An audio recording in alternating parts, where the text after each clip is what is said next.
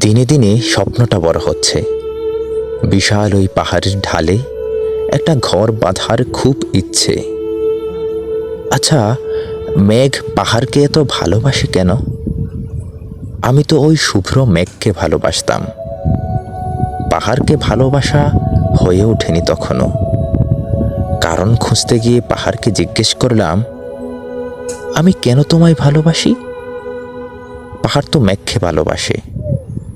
পাহাড় উত্তর দিল, মেঘ আমাকে এত ভালোবাসে যে সে তার ভালোবাসার ছোঁয়ায় আমায় রাঙিয়ে দিয়েছে।